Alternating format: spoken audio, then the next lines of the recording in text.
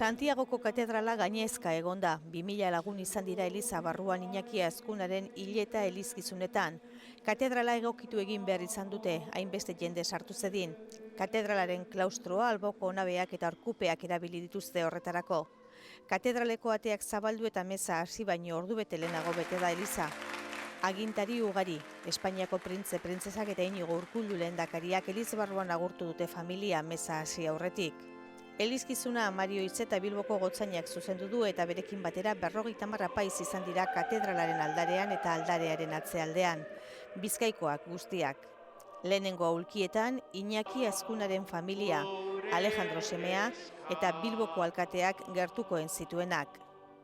Aldarean aurrealdean Bilboko alkatearen makila.